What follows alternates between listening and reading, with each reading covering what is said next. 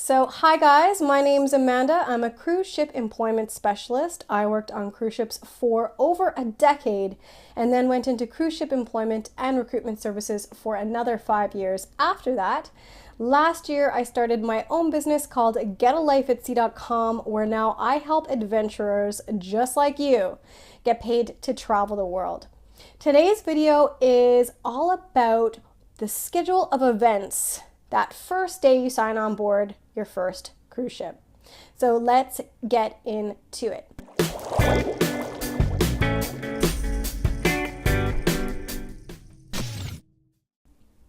So in my last video, I talked about what to expect when you're actually joining the ship. And this video is all about that very first day when you sign on. So in my last video, I noted that for the most part, new crew will spend the night in a company paid for hotel in the port that you'll be joining your ship in.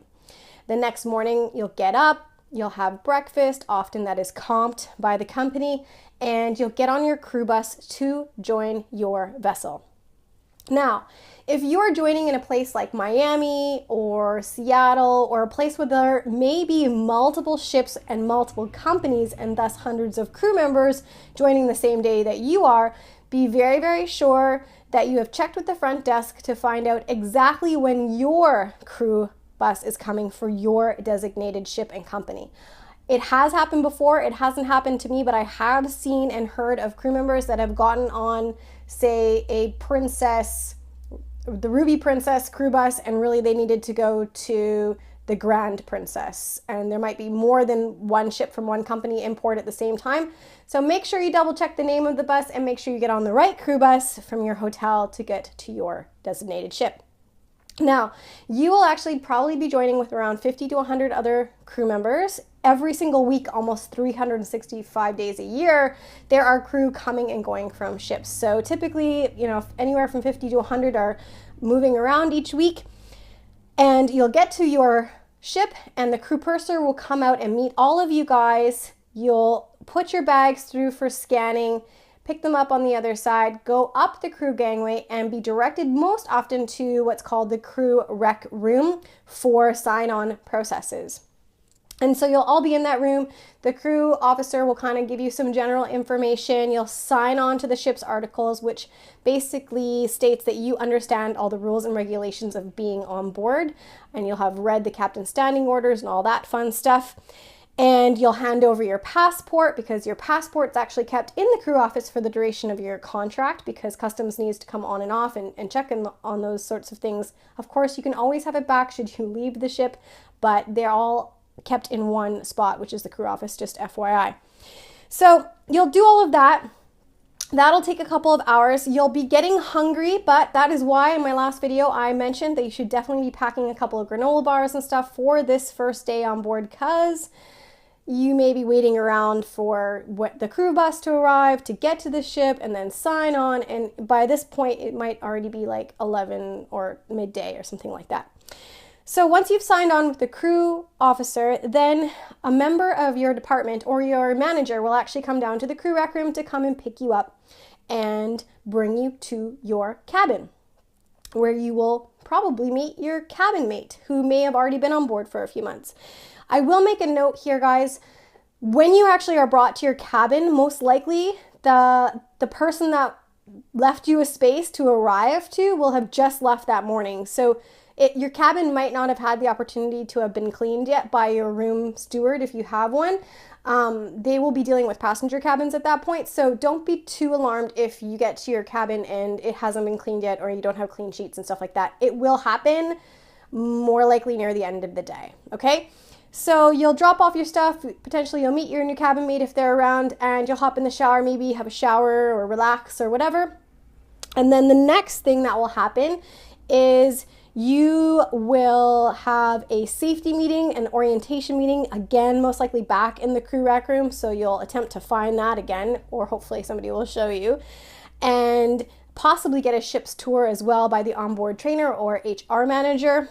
You will maybe have some time as well to go to the crew or staff mess and grab some food. Again, hours on turnaround day, which is this day that you'll most likely sign on, is also the same day that all the passengers will have left in the morning and all the new passengers are coming on. So it's pretty hectic for everyone. So I can't guarantee you that even there will be food available really at a high level in the crew mess or staff mess on that particular day, midday. So make sure, again, you've got those granola bars in hand just in case. So you've signed on, you've found your cabin, you've gone to safety training, you've had your orientation, you've had your ship tour, you might even have a departmental meeting somewhere in here. This is going to be like early afternoon. And you will also, of course, have a passenger drill right before sail away, where all the passengers will be drilled on evacuation procedures, and it'll be your first time doing your station as well for safety. And you will know where that is because you will have been trained earlier in the orientation as to where to go for that. And most likely then the ship will set sail somewhere between like 6 and 8 p.m. and you will actually go to work. So when your manager picks you up somewhere between, showing you your cabin and your first departmental meeting, you'll actually be brought or shown where the uniform area is, and you'll be given your uniforms. Remember in my last video when I talked about packing to actually join your ship and making sure that in your carry-on bag that you have everything that you need for your uniform, and for the most part the basics of your uniform are going to be provided with the exception of your shoes. So because you will have already been in the know and have packed your uniform required shoes in your carry-on, even if your main bags don't make it to the ship initially, at least you'll have enough to get to work that first evening. So you'll probably do like a 3-4 hour shift that night in whatever department that you're in, sometimes a bit longer.